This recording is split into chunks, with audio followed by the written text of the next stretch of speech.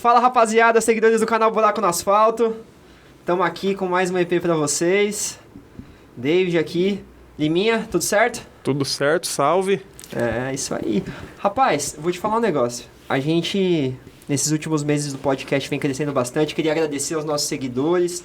Tivemos um vídeo aí do Adriano Bastos que viralizou no Instagram. Então, agradecer a todos vocês aí que curtiram. Estão seguindo a gente, estão divulgando com os amigos. Obrigado, a página vem crescendo bastante, isso é super importante pra gente. Mas, Liminha, eu tô falando que a gente tá... Você que gosta de videogame, sabe aquele jogo que você vai destravando chefões? A gente já destravou o chefão. 1 não, 3, né? Sim. Da Disney. A gente já destravou o chefão da Performance. A gente já destravou... Os da medicina. Os da medicina. E agora, a gente já trouxe discípulos do Trail, que estão crescendo aí dentro do Trail. Sim. E hoje a gente vai destravar o chefão do Trail. Esse cara que tá aqui com a gente hoje, rapaziada, eu recebi várias indicações. Pô, traz ele. O cara manja tudo de Trail, tem que trazer o cara pra falar com vocês. Eu falei, não, então vamos atrás do cara. E hoje a gente trouxe um cara pra falar com vocês aqui que vocês vão... Hoje a gente vai descobrir tudo do Trail que vocês têm dúvida aí, a gente vai perguntar pra vocês ficarem por dentro. Mas primeiro roda a vinheta aí, Liminha.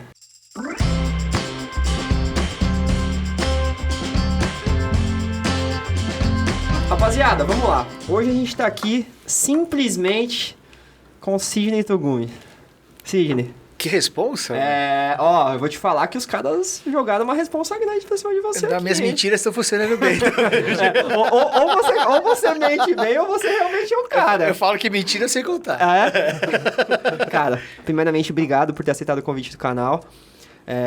A principal indicação foi o Cado. O Cado veio aqui conversar com a gente da Milk e falou, cara, traz o Sidney que ele vai agregar bastante pro conteúdo do canal aí, falar bastante de trail pra vocês, fora toda a experiência e bagagem que você tem aí de vida na corrida.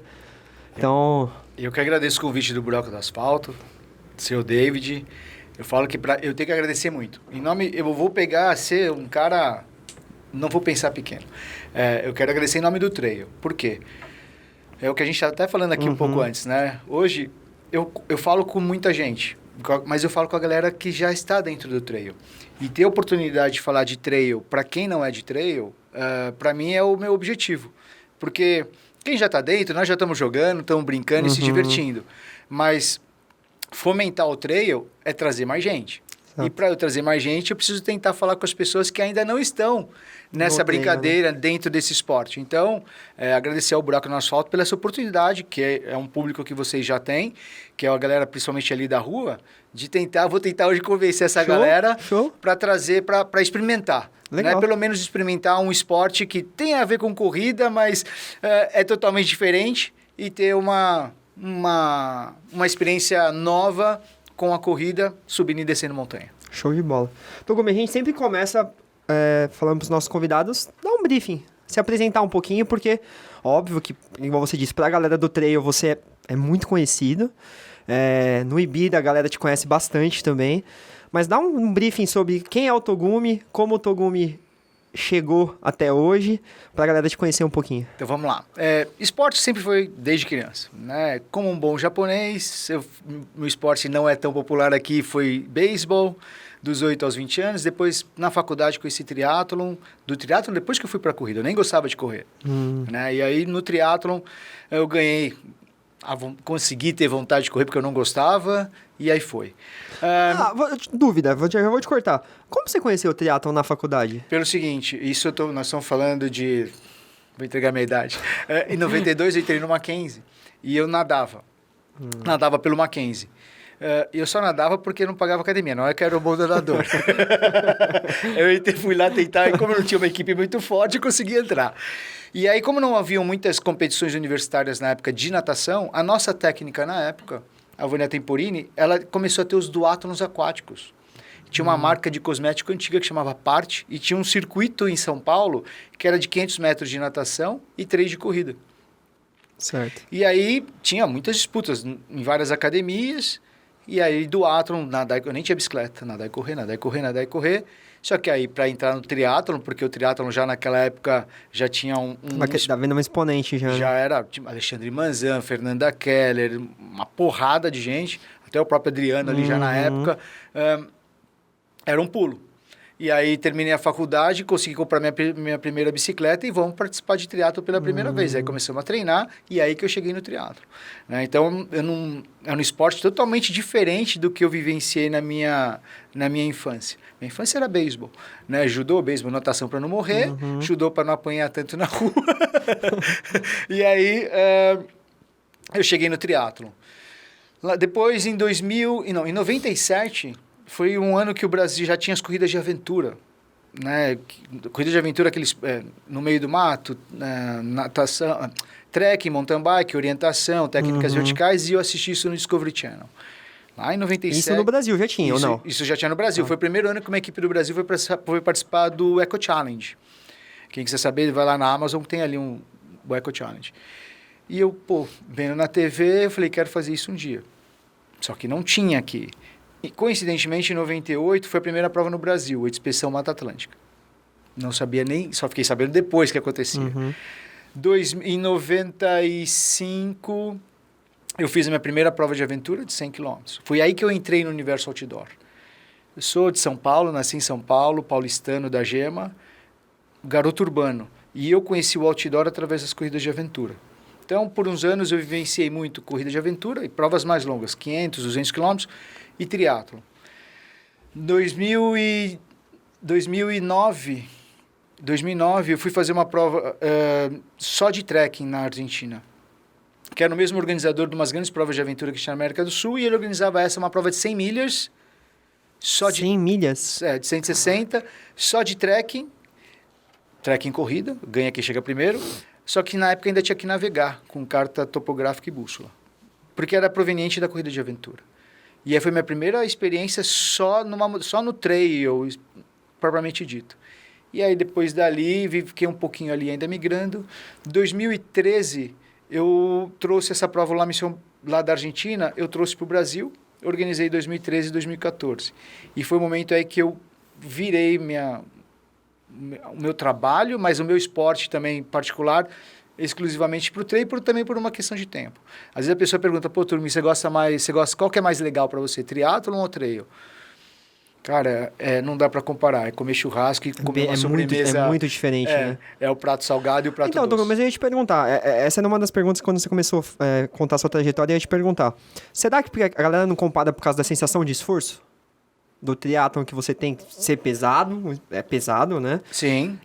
E também dessas provas gigantes, assim, que nem... O Ultra Robinho veio aqui, a gente conversou bastante, e ele deu um briefing pra gente, e ele falou que é desgastante, óbvio, porque você precisa treinar grandes, né, distâncias, mas cara, pra quem tá dentro desse meio que eu acho que pelos ambientes diferentes, né? São duas provas longas, né? Você fazer prova... Eu já fiz prova de 5 dias de trail, e o Ironman é uma prova muito longa. Né? Ou pegar 100 km hoje, 80 km... de trail é próximo de 12, 15 horas. E o Ironman também, 12 horas mais ou menos. Mas acho que as pessoas ligam pelo tempo de prova e me perguntam do qual eu gosto mais, mas é isso. Não tem como, né? Eu gosto, não dá para comparar, eu gosto tanto de churrasco como torta de morango. Dá para comer os dois, né? Só que assim, aí por uma questão de tempo, né, não dá para praticar os dois. E aí eu optei hoje pelo trail. E aí fui pro trail, quando eu foquei exclusivamente ali pro trail, as coisas que foram caminhando, foram dando certo. Na época ali não tinha tantas assessorias específicas direcionadas exclusivamente para trail, tinha algumas, a própria Núcleo que a gente tinha falado, a JVM, algumas, e aí acabou dando certo. Né? Em 2012, eu fui pro Ultra Trail do Mont Blanc. Na época eu fui o único brasileiro sorteado pro 100 milhas de lá. Tinham alguns outros, mas não éramos 20 atletas lá sorteados por sorteio, né? Hoje, em média, são 100 brasileiros por ano sorteados para lá. Então, o Ultra Trail do Mont Blanc virou o que virou, e isso me ajudou em todos os sentidos, né? Como atleta amador e também como profissional de educação física. Você foi construindo sua bagagem como atleta que te levou até... É isso aí. Até onde você está hoje. Aí depois, dentro dessa história, eu cheguei ali no trail. Uma coisa que me ajudou muito, em 2016, o Brasil soube que ia ter uma etapa não, desculpa, ia ter um campeonato mundial de trail em Portugal. E o Chico Santos, que é um dos grandes atletas do Brasil, ele conhecia o organizador, trouxe essa informação para o Brasil, e aí a gente conseguiu trabalhar e levar o Brasil para esse mundial. E desde então, eu sou responsável dentro da Confederação Brasileira de Atletismo pelas provas de trilha e montanha. Então, sou responsável por elaborar critérios para levar equipes para os mundiais. A gente está nesse momento agora, o próximo mundial é entre 6 e 10 de junho na Áustria, em Innsbruck. Então, a gente vem trabalhando isso internamente dentro da federação. 2016, aí virei cartola, né? Então o pessoal me aposentou já, estou virando cartola. Desde 2017 eu faço parte da ITRA, da International Trail Running Association, que hoje é uma partner técnica da World Athletics para as provas de trilha e montanha. Então, essa é um pouco da minha história, assim. Cara, hoje eu vou fazer o papel aqui com você, que nem você disse que a gente precisa trazer esse assunto do treino um pouquinho para a rua, né? Para quem... Então hoje a gente tem um lado treino e um lado rua. Então eu vou fazer o papel da rua e vou te dar umas alfinetadas aqui, né? E o canal tem buraco no asfalto e buraco é o que tem mais tem no treino. Exato. Cara, minha primeira pergunta para você é... Por que você acha que ainda, por mais que você comentou comigo, né? Até legal comentar isso também, né, dessa exponente, desse crescimento do trail, mas por que você acha que essa inserção ainda é tão pequena perto do running, da corrida de rua? Eu acho que é o que a gente falou, né, no nosso bate-papo aqui. Eu acho que os organizadores de trail precisam comunicar um pouco mais com a galera da corrida de rua. Eu acho que falta alguém fazer esse link, né? Talvez o buraco no asfalto tá cumprindo, acho que uma parte dessa comunicação. Porque eu vejo os organizadores de trail conversando comigo, me disputando, de alguma forma tentando me levar para as provas deles. E eu, até em lojas de aventura na época, eu falava que eu era o pior cliente que o cara podia ter. Ele falou, por quê? Eu falei assim, porque eu sei tudo, eu sei o que eu quero, eu sei onde tem, eu só fico buscando preço. Né? E eu acho que quando me disputam, quando eu falo mim, eu estou incluindo os corredores de trail. Fica nisso. Qual é preço ou desafio, enfim.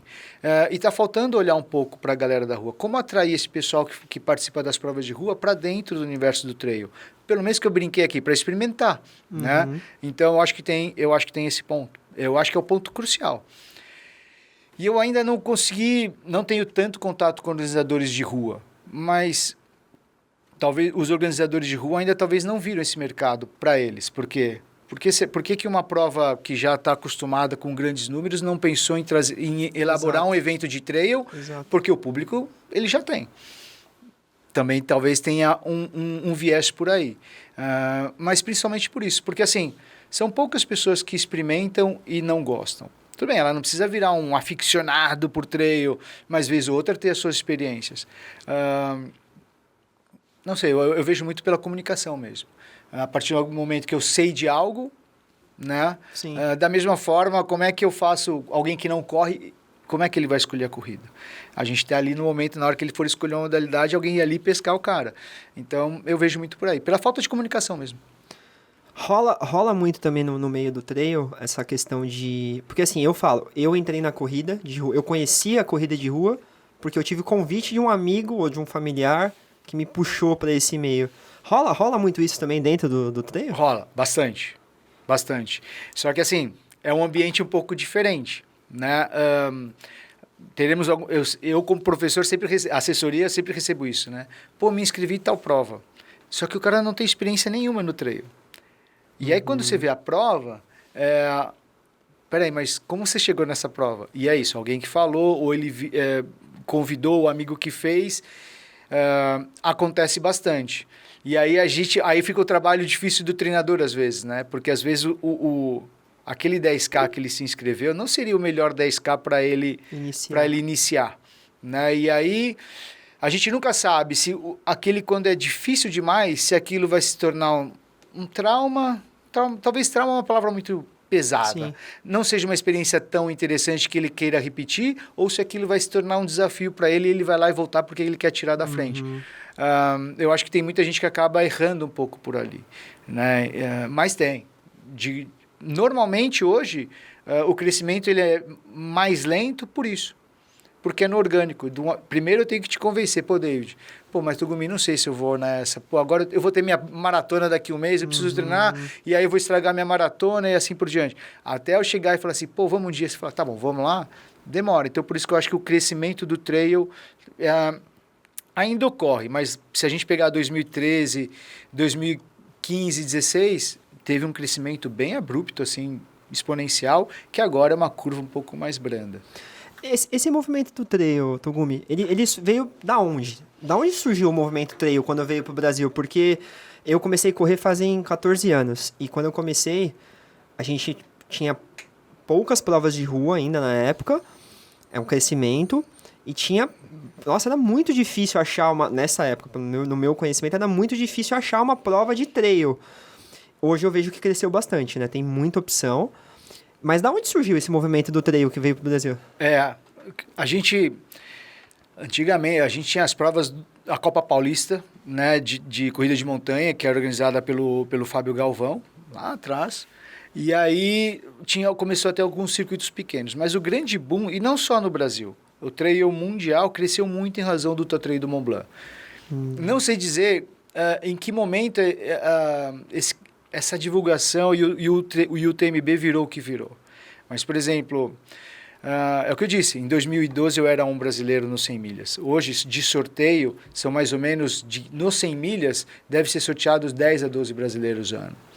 Né? Se a gente for pegar uma prova de 160 quilômetros, isso porque é sorteio. Não é que é a quantidade de brasileiros inscritos. Fica um monte de gente Só fora. pra gente fazer um link, é mais ou menos como se fosse pra Boston, então? Você não precisa ter índice. Não precisa ter índice. Você só se inscreve um sorteio. Você tem que juntar uns pontos, mas não está ligado à performance. Tá. Ok? Então, para você ter esses pontos, basta, entre aspas, você terminar a prova dentro do tempo limite. Tá. E aí você junta os pontinhos e aí esses pontos te dão acesso ao sorteio. Se você for sorteado... Então você tem que completar algumas etapas. Isso, conseguir algumas provas para poder ganhar esses pontos. Não está ligado a Boston, você conseguir um determinado tempo, sim. a performance.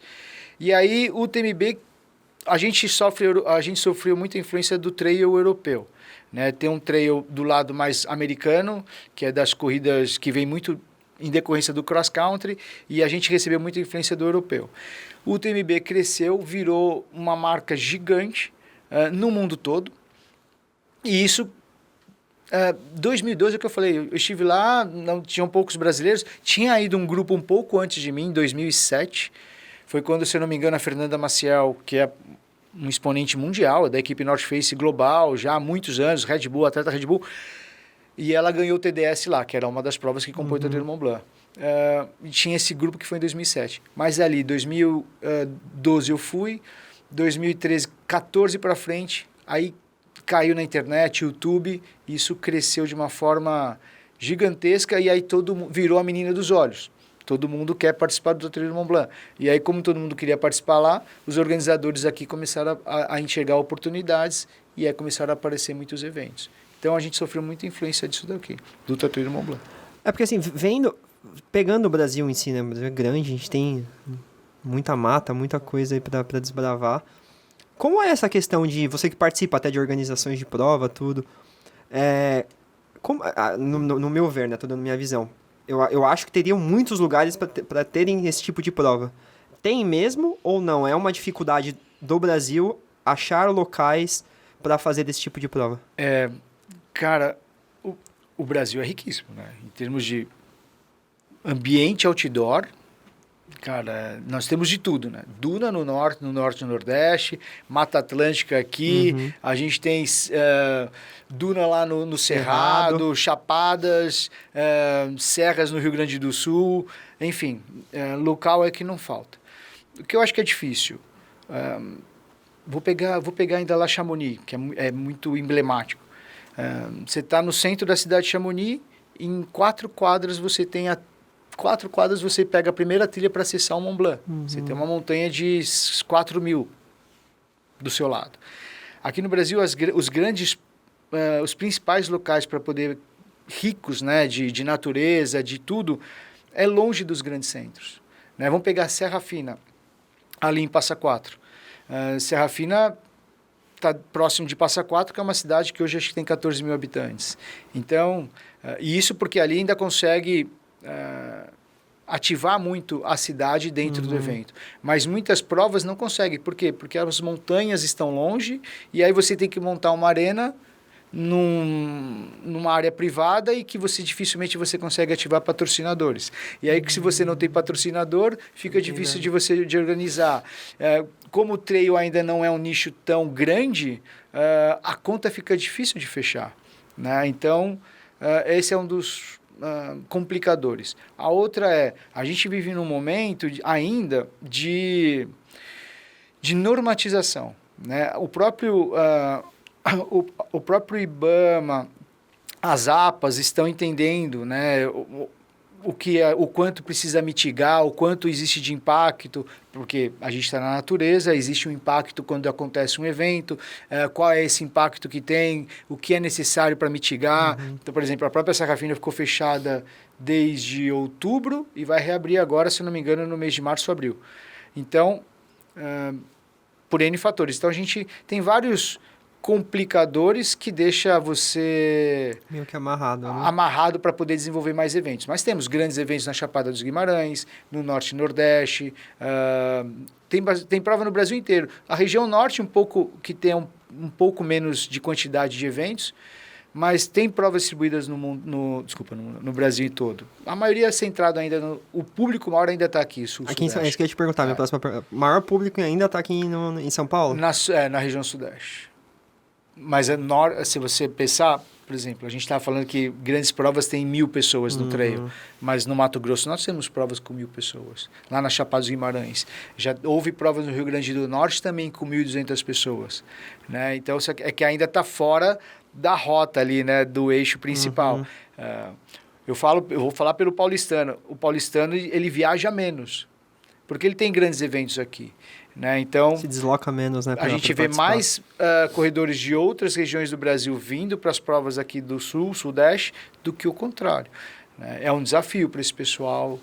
Acho que até pela questão de visibilidade também, né, Tugumi? Aqui eu acho que a divulgação é muito grande, né? Pelo polo maior de também, tudo tá aqui, né? Também. Eu acho que também tem a cultura do brasileiro, né? Pô, eu vou gastar X mil reais para ir para tal lugar aqui no Brasil, pô, eu vou conhecer a Patagônia.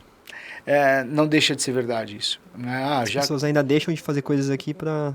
às vezes a gente conhece mais fora. Turismo no Brasil ainda, infelizmente, ainda não... A gente conhece mais, às vezes eu conheço mais lugares fora do que do meu próprio país. É um desafio. Eu tenho visitado alguns estados a convite dos organizadores, né, para conhecer a prova, para entender um pouco da prova, do ambiente. Pô, eu fiz uma prova no Piauí, esqueci o nome lá, é uma chapada também que tem ali na cidade de Pedro II, que é espetacular a prova. Mas é difícil você convencer o cara daqui de São Paulo para ir até o Piauí. E outra, ele fala assim, a prova é difícil? Não, então ele não vai. Só que assim, se a prova não tem uma altimetria tão acentuada, vai mais rápido. Então, não existe prova fácil. Né? 3K é difícil? Não é difícil para terminar, mas para correr para baixo de 4:1 é difícil correr 3K. Então, é esse convencimento, né? Você transformar o organizador... O desafio do organizador é transformar a prova dele num grande desafio. Que aí eu vou entender que é um desafio e que eu vou investir porque me desafia. Né? Uma pergunta que eu faço para os organizadores, qual prova, para eles responderem, qual prova no Brasil você tiraria férias para participar? Porque se você vai investir 7 dias das suas férias, 10 dias das suas férias para participar de uma prova, é porque... Vale a pena. É porque vale a pena. Então, você entende num valor, não só desafio, mas, porque a gente tira, quando a gente vai para fora, a gente tira 10 dias. A gente aproveita a viagem para, né? Então, qual prova eu tiraria férias para participar no Brasil? Se você conseguir responder e transformar seu evento nisso, porque a prova está muito bem. Às vezes, hoje no universo de trail, para alguns organizadores que são mais próximos a mim, eu tive a oportunidade, eu falei para eles assim, sua prova tem 1.000 e poucas pessoas. Para mim, seu evento não vai ser maior se você colocar 2.000 pessoas ou 3.000 pessoas. Vai ser maior se você me convencer a chegar na quinta e não chegar na sexta. Se você me convencer a chegar na quinta-feira e vivenciar mais tempo dentro do seu evento vai ser maior. Porque aí eu vou ter que tirar férias também. Pô, eu fui 7 vezes para Floripa participar do Ironman de Floripa. Porque é o evento. Eu fui, nos últimos 10 anos, eu fui 7 vezes para Chamonix. E eu não conheço os Estados Unidos até hoje. E se você me pagar uma passagem para... Sério? Eu nunca fui para os Estados Unidos. Se você me falar assim, pô, Togumi, eu vou te patrocinar uma prova nos Estados Unidos ou em agosto para Chamonix, eu vou falar para ir para Chamonix. Por mais que você tenha ido 7 vezes já. Entendeu? Então, assim, tudo bem, eu não tenho problemas de repetir prova. Tem gente que não repete prova e aí, mas assim, é uma opção pessoal. Mas assim, o organizador é a vivência. Por que eu quero voltar lá? Porque ali é uma experiência que eu quero repetir. Então, para mim foi muito legal. Eu acho que os organizadores têm que pensar um pouco por aí. Começar a trabalhar um pouco essa questão não só da prova em si, mas da vivência, da experiência do processo. Né? Porque senão vira aquela prova que você vai lá, viaja sexta, retira o kit, compete sábado e vai embora. O que acontece muito ainda, né? Pois é. O que me faz chegar na sexta para ter uma experiência, o que me faz chegar uns dias antes para ficar lá vivenciando, brigando ali com os amigos que são próximos que querem fazer turismo e eu quero ficar ali na feirinha. Né? Eu acho que está faltando um pouco disso, de criar essa experiência para a galera do trail aqui. Não estou falando que é fácil, eu acho que até é super difícil, mas é um viés que a gente talvez tenha que... Talvez seja um norte, pelo menos o que a gente tem visto fora. Togumi, aí minha pergunta para você como técnico, treinador específico direcionado para trail. Como funciona a base de treinamento dos seus atletas? Porque nós que treinamos para a rua, a gente sabe, tem os tiros, né? Tem os treinos intervalados, tem os longões. Como que funciona o treinamento de um atleta amador ou profissional de trail? Basicamente é igual ao da corrida de rua. Né? Melhorar VO2, melhorar a economia, volume, intensidade, é igual. Basicamente isso é igual. O que inclui, o que entra mais de controle de carga que a gente tem que ter? Altimetria, né? Então, não é só volume de distância. Vou fazer 3, no meu próximo ciclo de maratona eu vou fazer pelo menos 2 de 30 e tá. Entra o volume, mas também entra o valor altimétrico. O ganho, então, por exemplo, tem treino que eu te passaria, David, esse final de semana eu quero 20K, só que eu quero que nesse 20K você tem que acumular pelo menos 800 metros verticais. Então, porque aí você, em vez de treinar na USP, talvez você vá para o Pico de Jaraguá. É isso que eu ia te perguntar. Né? Porque aí você precisa subir e descer, porque é o que você vai fazer. Tem esse componente a mais nas provas de trail. Então, isso é uma coisa que a gente inclui. A outra é mochila. Treinar de mochila. Em vez de você fazer seus 10 tiros de 1.000 com intervalo de 2, sempre, no máximo, sempre sem nada, tem ciclos que você vai fazer os mesmos 10 de 1.000 com os mesmos intervalos, porém você vai carregar 2 quilos, 3 quilos. Que é para você já ter essa sensação do que você vai encarar na prova. Não é só sensação, é você se preparar fisicamente para fazer uma determinada velocidade com aquela carga nas costas, porque não adianta você correr a 3,50 sem nada nas costas, sendo que você vai ter 2 quilos nas costas no dia da prova. Muda totalmente a circunstância, né? Não só muda a carga que você vai receber fisicamente, mas muda a sua postura. Muda a sua técnica de corrida. Pessoal, mas como assim? Se a gente está aqui com roupa de esporte, se a gente vai numa festa e coloca um terno e uma gravata e está ali todo social, a nossa postura muda. E quando você coloca a mochila e coloca uma carga atrás, também muda a sua postura de correr. Então você vai ter que se adaptar também a isso. Mas a mochila me atrapalha. Se ela te atrapalha, você tem que ir mais com ela, porque ela não pode te atrapalhar. Ela é um item necessário na prova, né? É segunda pele.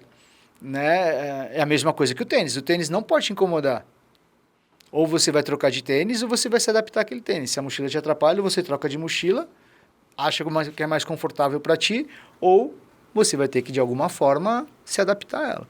Então, entra também essa carga de mochila. Uma outra coisa que na rua se faz menos é o trabalho de força. O trabalho de força tem uma relevância maior para quem faz trail. Para te levar para cima... Seria academia. Academia, treinamento de força, musculação, hoje tem várias formas, né, funcionais, enfim. Tanto para te levar para cima, quanto para suportar a descida. Né? Então, aquela frase que a gente usa muito no trail, a subida cansa, Mas quem machuca a musculatura é a descida. E para quem não está acostumado, sempre depois do primeiro treino de treino com sobe e desce, fica dolorido o quadríceps. E relaciona a dor com a subida, porque é a subida que cansou. E não é. Porque quando você chegou à descida, você quis forçar... É por causa que o tipo de descida... o tipo de contração na perna na descida, que é aquela contração excêntrica, é o que rompe a fibra. E é o que causa dor. Mas como a gente relaciona a dor ao cansaço, a gente acha que é a subida. E não é. As dores são da descida. Então, é isso. A inclusão, além de tudo que a gente faz na rua, a gente inclui a altimetria, a carga que eu digo, o peso na mochila e o treino de força. Então, por exemplo, em vez de, às vezes você vai fazer um treino que tem como objetivo melhorar seu VO2 máximo. Em vez de você fazer tiros de 3 minutos, que é um tipo de treino, no plano, a gente faz 3 minutos subindo. Faz tiro em subida.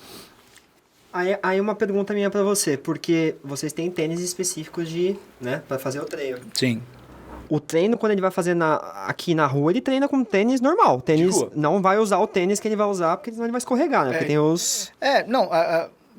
Quando a maioria das pessoas, a maioria dos praticantes vivem em cidades. Então, os principais treinos estão no asfalto.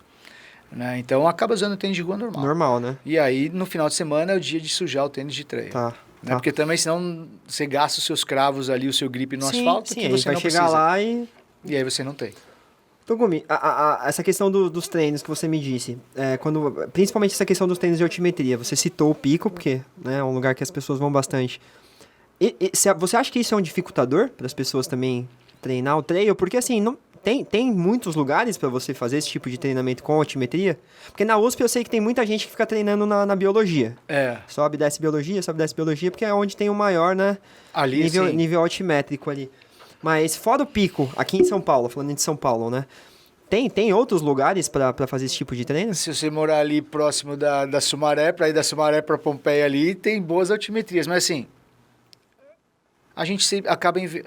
Eu não acho que é um limitador. É um limitador se a gente for pensar em alta performance. Né? Então, por exemplo, um atleta que está ali para brigar pelas provas, se ele mora aqui em São Paulo, na cidade de São Paulo, no centro de São Paulo, ele vai ter mais dificuldade para fazer esse treino de subida de forma eficiente do que um cara que mora, por exemplo, em São Bento do Sapucaí.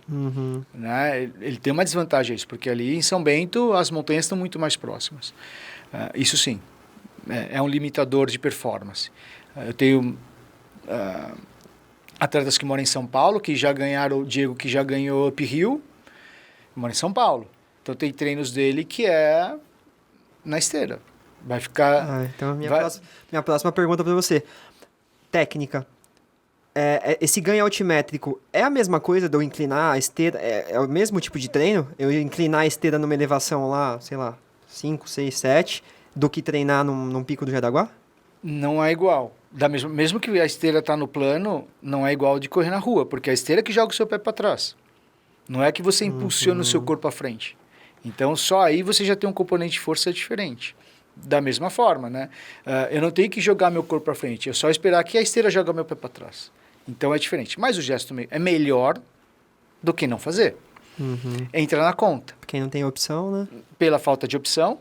Né? Então, por exemplo, vamos pegar o Pico de Jaraguá. Tem treinos que os alunos ficam ali subindo a trilha do Paisé, 3, 4. Só que não é uma... você pode subir... A trilha ali tem quase 2 km. 2 km e pouquinho. Você quer fazer 10 km de subida. É diferente você ficar subindo 5 vezes, ficar repetindo, subindo e descendo, do que você ficar 10 km direto na esteira sem descida. Então, às vezes é melhor, depende do que você quer, é melhor ficar na esteira. Mas Tugumi, não é irregular, não tem a parte técnica. Tudo bem, eu estou pensando na parte física, pelo menos quando eu coloco na esteira. Eu quero que ele corra. Então, existe também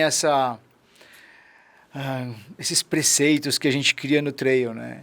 Que a gente tem que estar sempre na trilha. Depende, porque, por exemplo, se eu quero que eu quero que te condicionar a correr na subida, e às vezes você vai na trilha do Paisé lá no Pico Jaraguá, onde tem trechos que não dá para correr, tem que andar eu prefiro que você, em vez de você fazer o treino lá, eu prefiro que você faça na mesma inclinação no asfalto. Porque eu quero que você se condicione a correr. E às vezes ali não é que você anda, porque o piso não te deixa correr. E aí quando você ganha mais condicionamento aqui no asfalto, aí sim, aí depois eu volto para lá. Então, a gente não pode esquecer que ganha quem chega primeiro. Então, quanto mais você correr, melhor. Cara, eu vou até te falar, essa frase é engraçada porque a gente que vem da rua engana, né? A gente sai e convida a gente para correr um trail e a gente vai. A gente coloca nosso tênis de placa, que na época nem tinha.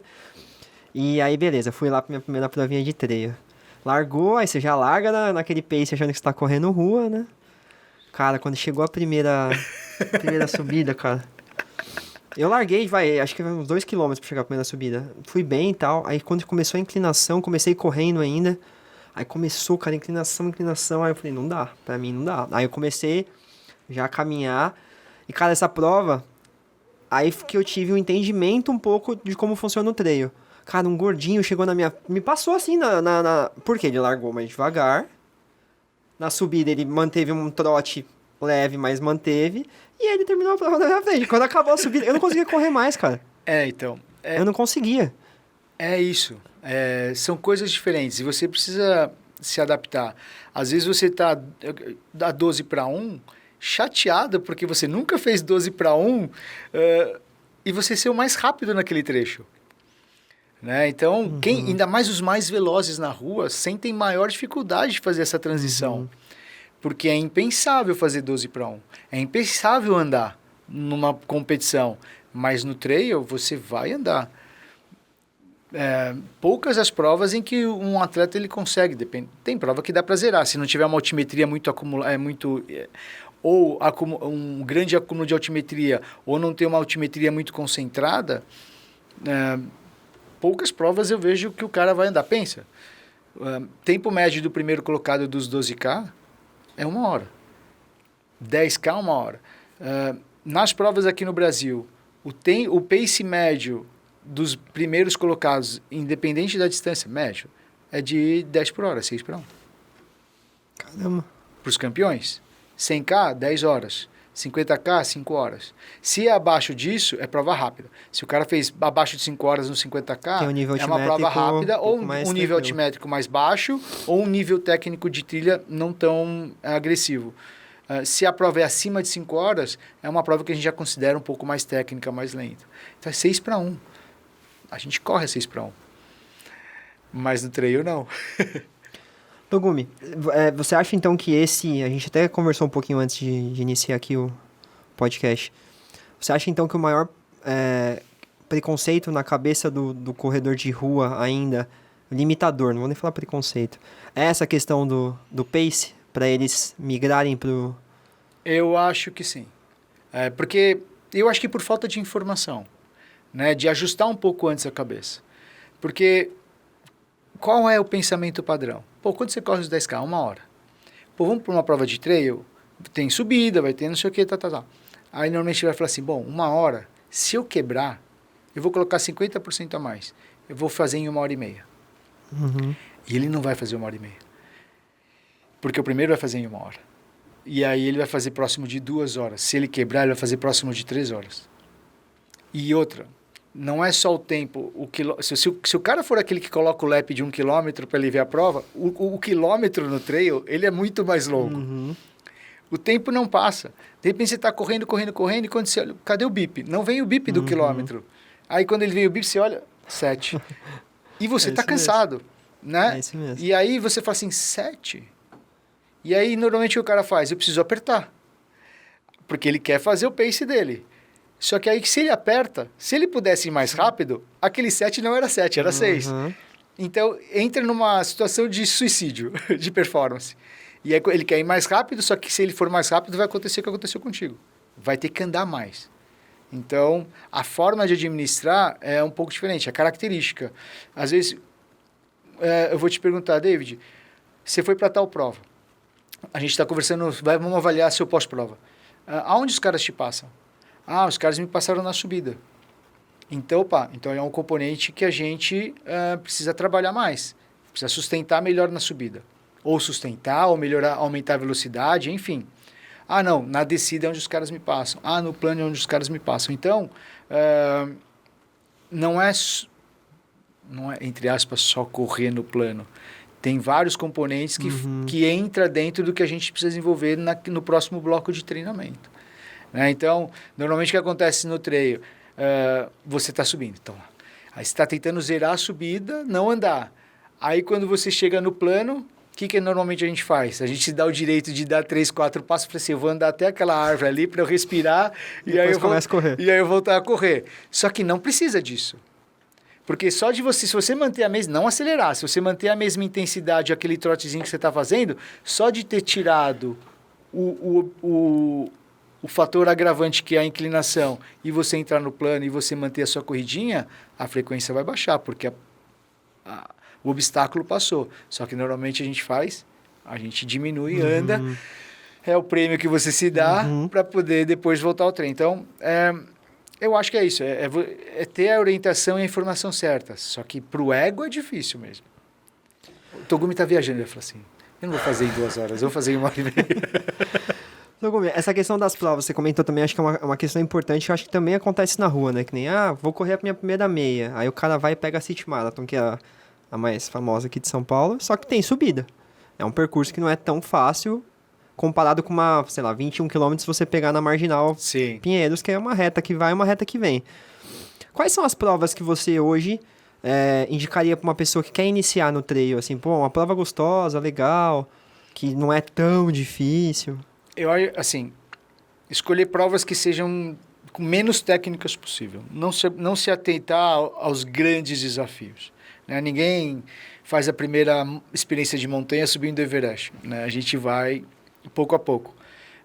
Só de você sair do asfalto e ir por uma prova que é em estradas de terra, talvez nem passe por trilhas, só de você sair do asfalto, entrar numa estrada de terra com subidas e descidas, já é um desafio diferente. Né? E aí depois você ir galgando. Provas que vai ter mais single tracks, que aí a prova fica mais lenta, porque você não consegue, não é olhar para frente e só olhar para o relógio para ver se o seu pace está certo. É olhar para o chão, porque senão você torce o tornozelo, senão você cai. Só por aí já fica mais complicado. E aí depois você vai galgando mais altimetrias. Né? Pensa que o corredor de montanha, ele sempre pensa em tempo de prova. Ele não pensa na distância da prova. Por exemplo, o KTR Campos do Jordão, 21K, 22K. O primeiro, que é o Hernani, que eu acho que ele tem o recorde até hoje, são 2h30. Porque são 21K com 1.200 de ganho. Caraca. Né? E só que 1.200, você paga 1.000 numa subida só. Em uma subida? Em 4 quilômetros. Então, 4,5 km que você vai pagar 1.000 de vertical. 4 km de subida? De subida. Você sai de Pindamonhangaba, você está lá no Pico do Itapeva, em Campos do Jordão, que é o ponto mais alto ali, desce para Pindamonhangaba, faz uma curva 180 graus e sobe por uma trilha paralela. É uma subida infinita, que você vai passar ali, tem gente que vai subir ali 2 horas e pouco. Os últimos sobem lá em 3 horas, 1 km Só por hora. nessa parte da prova? Só nessa parte da prova. Nossa. Então, você não pode pensar só em, 20K, 2 horas, 3 horas. Não é, porque você tem que colocar altimetria. E não, o gráfico altimétrico e você entender quanto tempo você vai levar. Tem prova de 20 que você vai matar em 2h30, tem prova de 20 que você vai matar em 3 horas, tem prova essa KTR, por exemplo, eu tenho 4h30. Né? E não fui o último, porque ela falava, o Togumi ficou em último. Não fui, eu cheguei ali no pelotão, no grupão do povão. E senão você vai errar no quanto você vai levar de água, você vai errar no quanto você vai levar de comida, de gel, de carbo, e aí se você errar e faltar, aí você vai mais lento ainda. Então, não pode pensar na distância, tem que pensar no tempo. O tempo de prova. Não é só a distância de percurso, tem que incluir o perfil altimétrico. Então, o corredor de trail, ele tem aquela mania. A primeira coisa que ele quer ver é o gráfico altimétrico.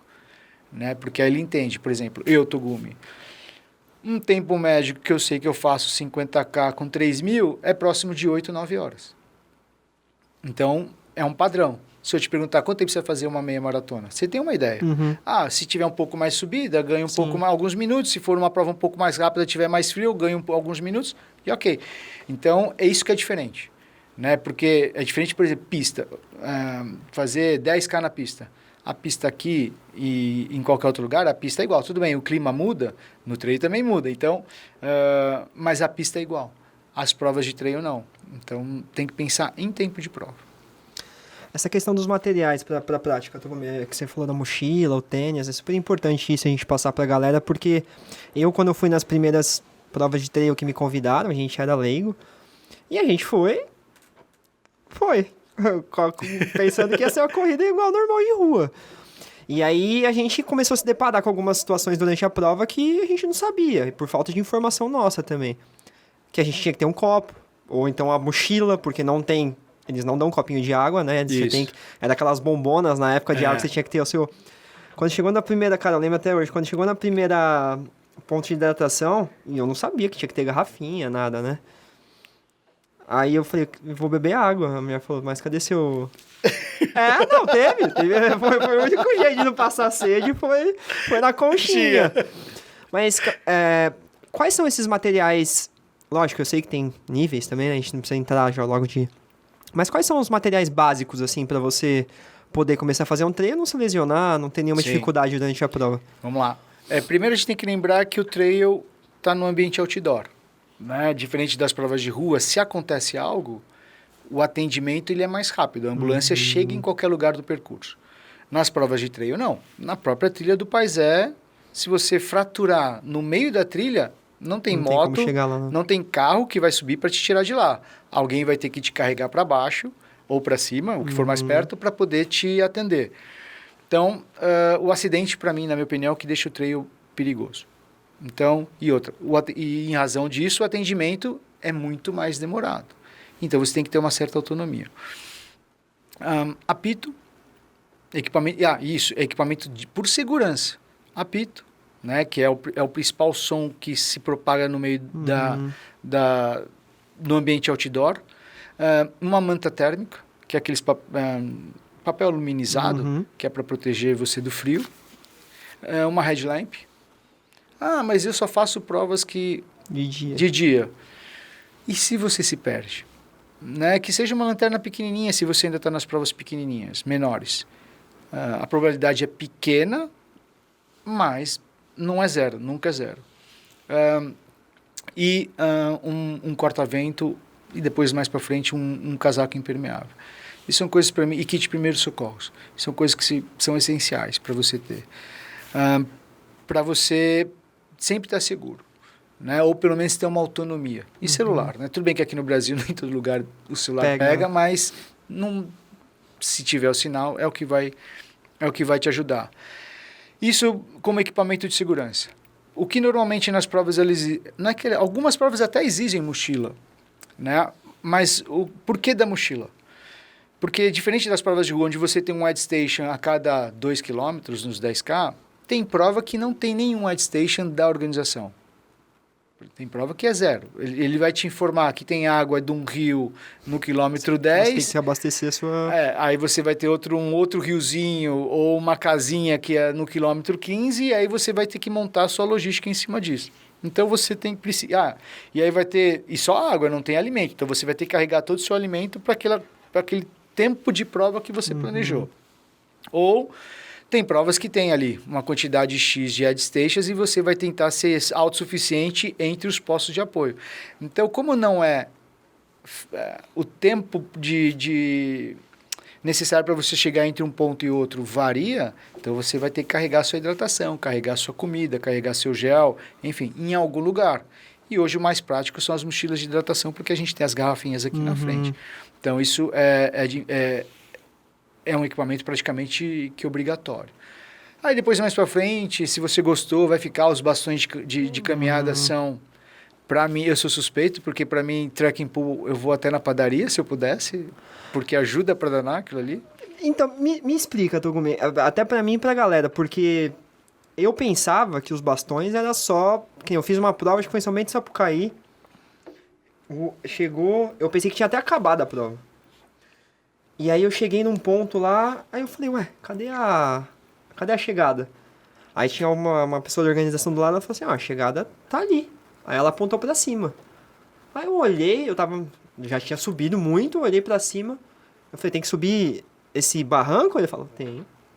E foi aí que eu entendi o que eu precisaria, porque, cara, o solo era a terra, só que era aquelas terras que você pisava e desbarrancava, assim, pra subir. A gente teve que subir, tipo, meio que se agarrando em árvore, fazendo as coisas. Então, qual a importância do bastão também? Porque a gente relaciona o bastão com o equilíbrio, né? Se eu tropeçar, eu apoiar. E, na verdade, você tem que pensar o bastão como um equipamento de propulsão. Como se você estivesse esquiando. Não esquiando na descida, esquiando no plano. Se a gente estivesse de esqui aqui no plano, como é que eu vou para frente? Eu preciso empurrar com alguma coisa, né, no chão para criar uma tração e me jogar para frente. Então, o bastão te ajuda a subir. Quem quiser ter uma experiência, faz um tiro na escadaria, quem mora em prédio, utilizando os corrimões e sem puxar o corrimão. Ou coloca a esteira da academia em 15% e caminha sem segurar. Desculpa, pode ser esteira 15%, ou que tem aquela máquina de escada da academia.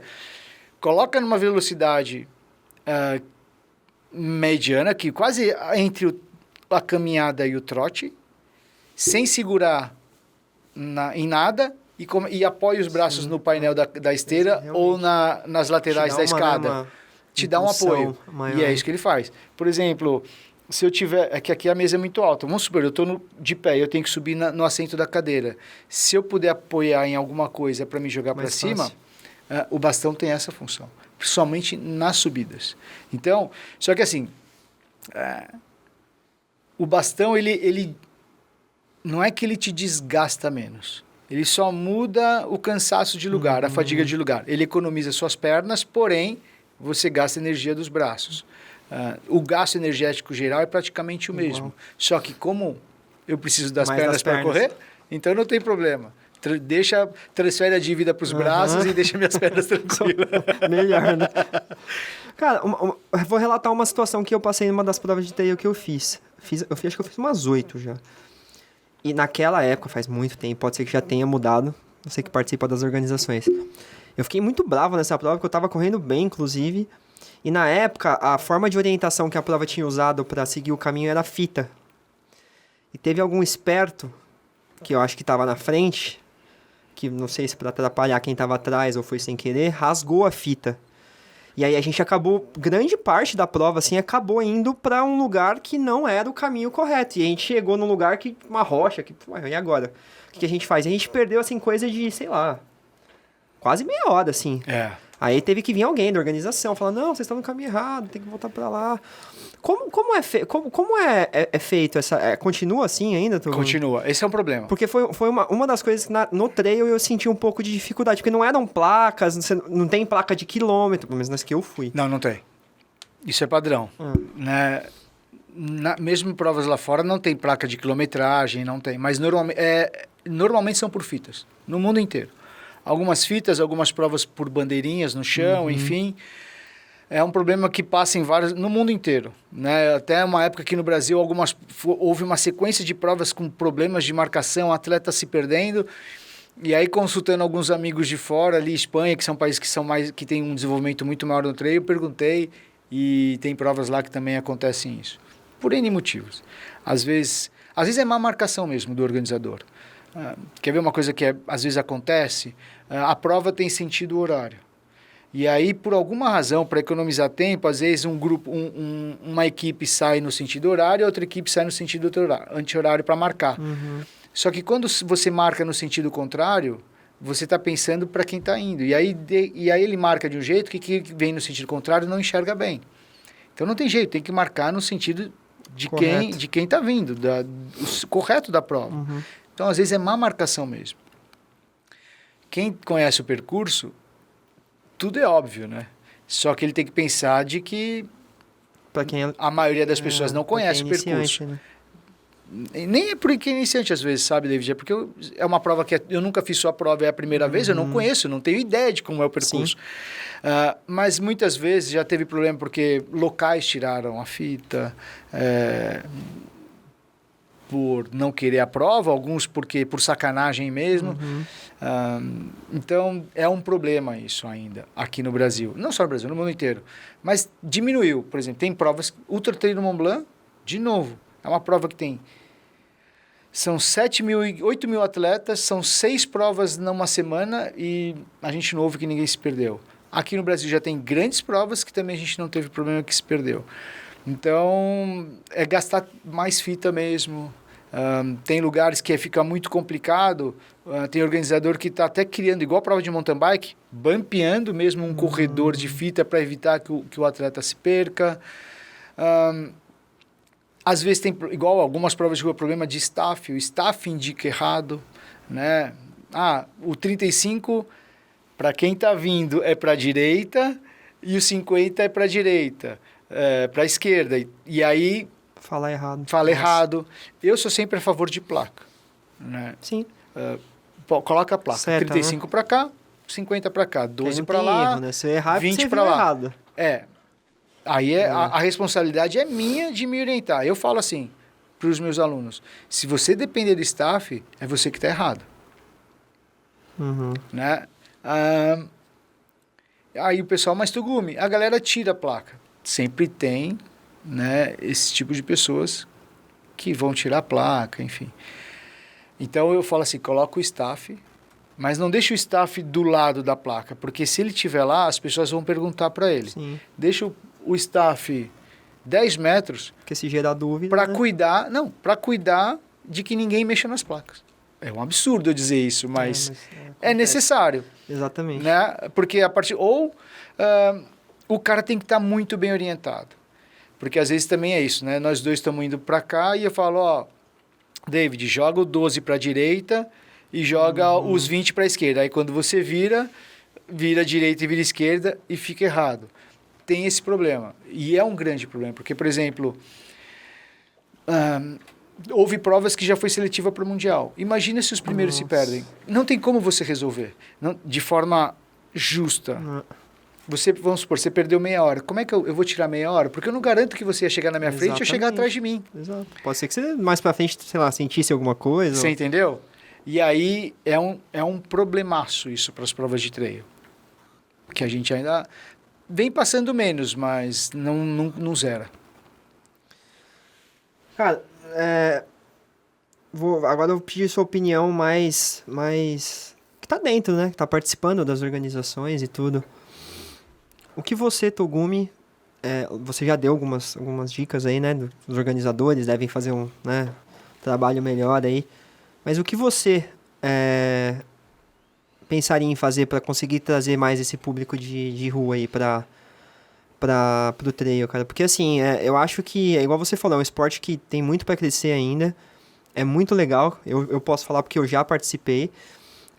Tem a questão de inclusão de pessoas que estão começando a participar do esporte. Eu acho que é super legal também.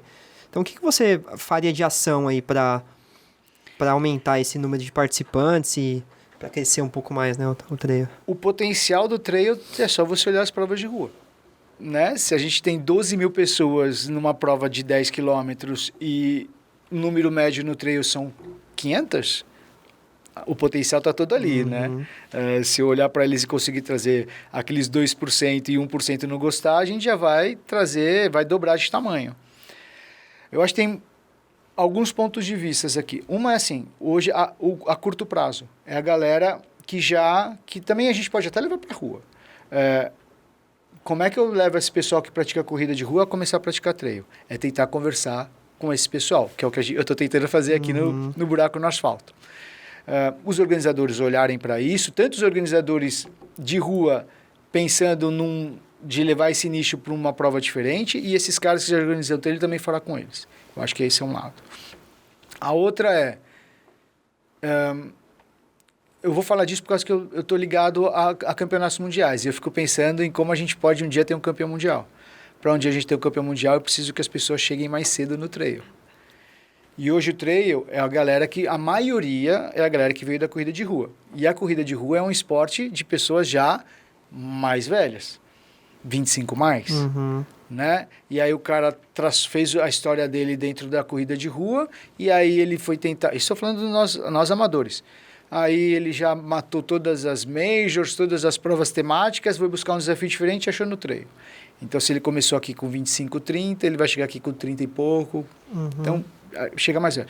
Como é que eu faço que a galera do trail chegue com 20 anos, com 15 anos, ou que um menino de 5 anos comece a praticar trail? Pai, eu quero praticar trail. Da mesma forma que as crianças estão se inspirando no skate hoje. Né? Na fadinha, né? Na fadinha. Então, por exemplo, a gente tem uma associação, que é a Associação Brasileira de Corrida em Trilha, sobre da BCT, e tem um projeto que a gente está fazendo que chama Trail na Escola, né? Que é palestra. Não é aula prática, é simplesmente o objetivo é que as crianças já tenham escutado sobre trail um dia. E se um dia ela for lá no YouTube e cair, pô, eu fiz isso. Ah, eu vi isso na escola. Né? Então, se os pais que já praticam vão tentar levar os filhos para as práticas esportivas que eles já fazem, mas se o pai não faz nada, os pais não praticam esporte, mas se a criança fala, pai, quero praticar skate, ele vai levar. Pai, eu quero fazer natação, ele vai levar. As crianças têm esse poder. Pai, eu quero praticar trail. Então, a gente está fazendo, eu já fiz uma ação lá em São Caetano, numa escola que a gente dá aula para 640 crianças. Então, e aí vem aquela pergunta. Professor, mas aonde eu pratico? Não tem. Tem escolinha de natação, tem escolinha de judô, tem escolinha de parkour, mas não tem escolinha de trail ainda. Qual prova de rua aceita crianças abaixo de 16 anos? Também não tem. E aí como é que eu vou fomentar o ambiente competitivo, que a criança gosta também, sendo que não tem provas para ela participar? Então, assim, o trail ainda está em desenvolvimento, né? Como é que a gente como é que a gente faz a corrida de rua chegar numa criança de 15 anos? Eles estão em outros esportes, não estão na corrida de rua. Né? A corrida de rua é de esportes da galera que já está ali mais estabilizada na vida. Já tentou ser jogador, não conseguiu. Né? E aí ele acha um esporte ali. Então, é difícil isso. Como a gente chega nas pessoas que ainda não ouviu de um determinado assunto? Né? É o que todo mundo quer. Eu escrevi um livro. Como é que os meus amigos compraram para me ajudar? Mas como é que eu faço as pessoas que não me conhecem a saber do meu livro? Então, assim, eu acho que no trail eu penso na cultura. Por que eu penso na cultura? Porque quando eu volto do campeonato mundial, o pessoal fala, os amigos, né, a galera do trail, quando é que a gente vai ter um campeão mundial? Quando a gente vai ter uma campeã mundial? Quando é que a gente vai ter uma colocação melhor? E uma das desculpas que se dá é porque o Brasil não tem uma cultura outdoor. Concordo. E o brainstorming foi nisso. Pô, cultura. Aonde a gente muda a cultura? A gente muda na escola. Então, a ideia é chegar na escola. Né? Mexer na base, né? Na base, na informação. Talvez ali a criança, ela nem vai... Mas só de ela ouvir falar, aí é por amostragem, né? Quanto mais souberem a quantidade que a gente consegue peneirar, alguns caem. Agora, se o número for muito pequeno, envolve outras coisas, mas eu iria muito por aí. Né? Hoje é difícil. O esporte está crescendo muito mais do que qualquer outro. A parte tecnológica, como é que a gente vai trazer mais para qualquer esporte? Eu acho que esse raciocínio nem é exclusivamente para o trail. Eu acho que para todas as modalidades esportivas. Agora, no curto prazo, é comunicação mesmo. Eu acho que esse é, por exemplo, esse papel aqui no Buraco do Asfalto. Eu acho que essa questão, além dos comunicadores, nós, canais, influenciadores, né, atletas que participam, essa questão que você enfatizou dos organizadores, eu acho que é o caminho mais curto, né? Pelas provas de rua já terem um volume enorme de participantes aí. E aí minha pergunta para você que está dentro, conversando com os organizadores de trail, você acha que tem meio uma rincha entre essa galera que organiza trail e rua ou não? Não, eu acho que não. É falta de querer se entrosar mesmo Não, eu acho que não existe a rincha. Eu acho que não existe nem... Até falo em rincha pela questão, acho que monetária mesmo, porque hoje a corrida de rua, pelo menos, né?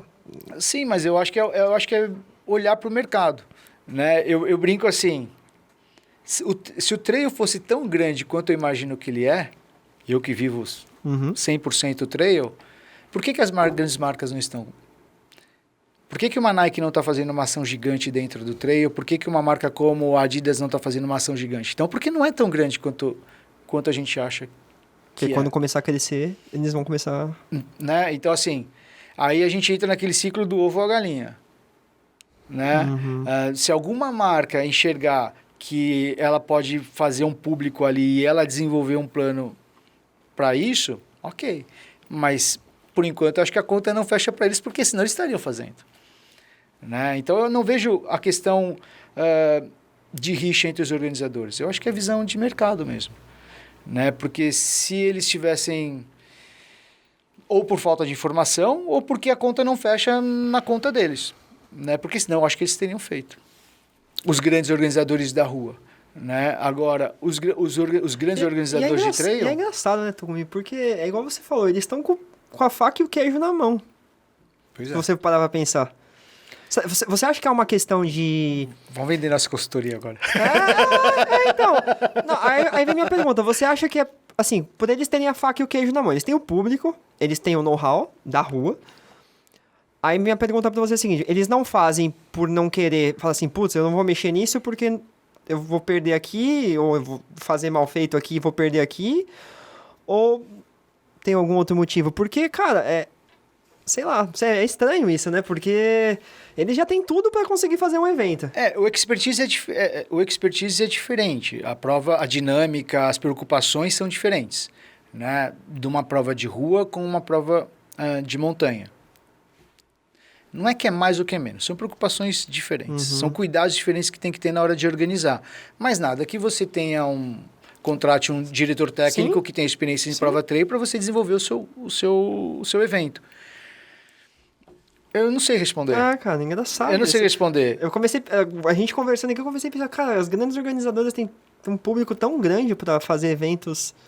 Talvez ele pense que se ele fizer, o nicho é muito menor, mas o menor hoje. Né? Eu acho que nenhuma prova nasce gigante. Exato.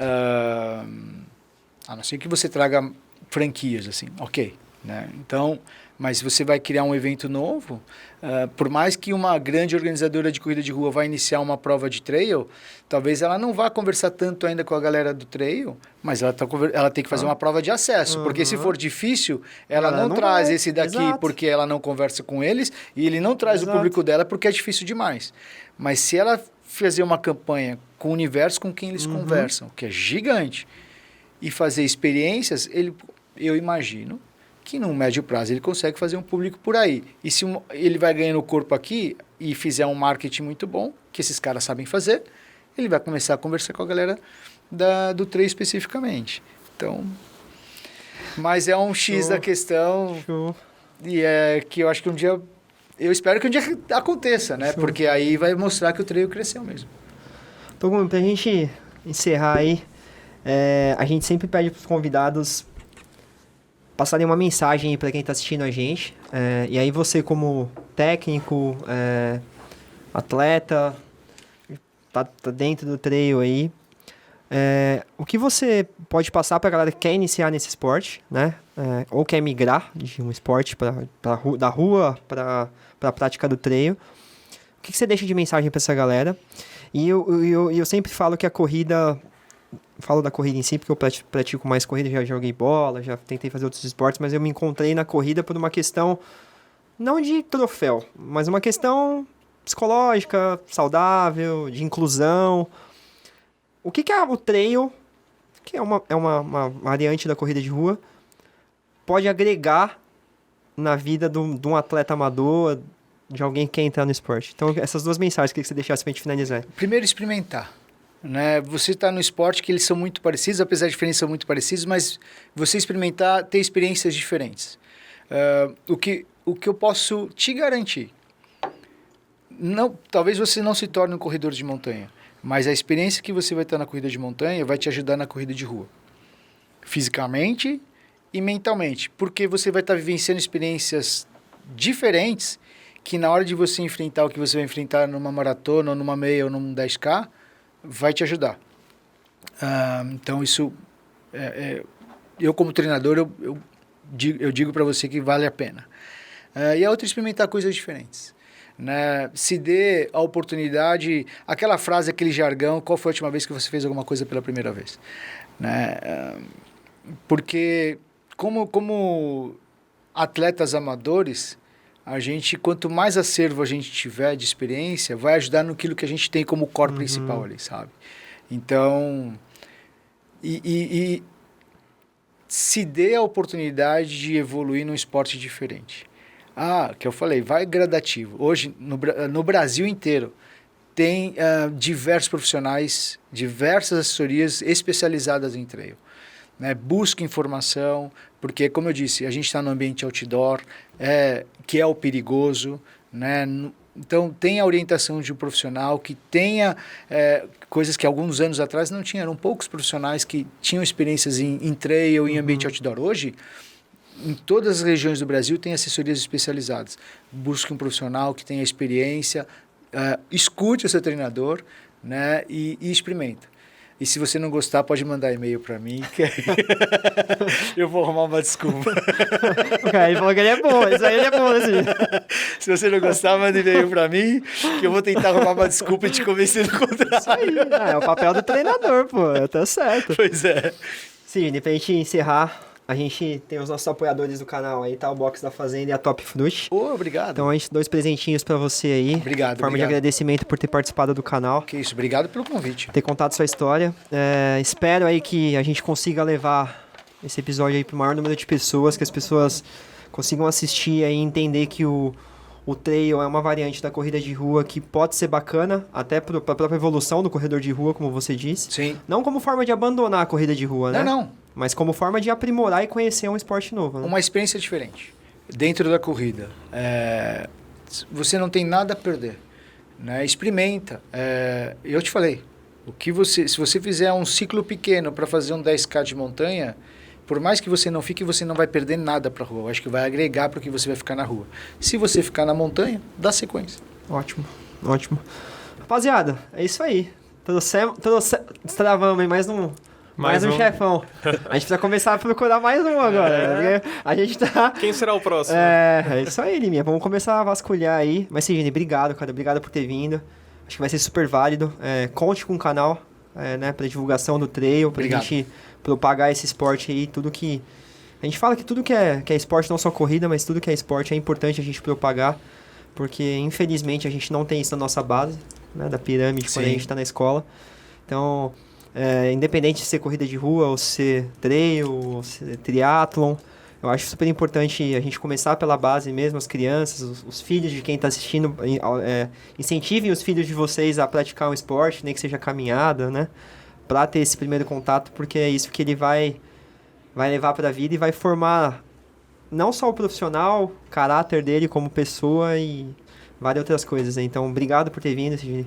Prazer em te conhecer pessoalmente. Agora a gente todo mundo falava, não, traz o Sidney. Então, prazer em conhecer você, cara. E obrigado. Continue na toada aí da trilha, do trail e tenho certeza que você vai conseguir agregar muita gente ainda. Obrigado vocês pelo convite de novo, pela oportunidade. Vou agradecer em nome do trail de novo, que isso é importante para o trail em si, como um todo. E sucesso pro canal sempre. Pode contar comigo sempre. Valeu, obrigado. Liminha, coloca a página do Sidney aí. A gente vai deixar na descrição do vídeo o Instagram do Sidney. Instagram da assessoria dele também, para quem ficou interessado, quiser mais informações, valores, de como funciona. Entre em contato com o Sidney, chama ele lá. Tenho certeza que ele vai dar um atendimento para vocês. E quem quer conhecer um pouquinho mais do trail, segue a página dele. Ele posta bastante informação bacana, bastante conteúdo. Para quem quer, né, se inspirar aí. Então... vai estar sempre na descrição do vídeo aqui. Vão lá na página dele, segue ele, segue meu arroba, segue o arroba do Liminha também, que vai estar na descrição do vídeo. Propaguem o vídeo aí para o maior número de pessoas possíveis que têm dúvidas do trail, que querem conhecer o esporte. Fiquem ligados no canal que vai vir muita gente bacana. Destravamos mais um chefão e tem chefões por vir aí. Lembrando também de um detalhe, que agora a gente tá no Spotify. Então você que tem preguiça de ir lá no YouTube, que não tem tempo de sentar na televisão e assistir no YouTube... quando você for pra academia, quando você for fazer sua corrida, sua caminhada, ou no carro, no trânsito, que a gente fica bastante tempo, vai lá no Spotify, segue a nossa página no Spotify lá. Não esqueçam, depois de vocês assistirem, ouvirem o vídeo, tem a parte de classificação lá também, se vocês puderem classificar também, ajuda a gente a crescer bastante aí, expandir o nosso conteúdo, galera. Certo? Então fiquem ligados no canal, YouTube, Instagram, e agora a gente tá no Spotify. Certo? Abraço pra todo mundo e tamo junto. Até mais.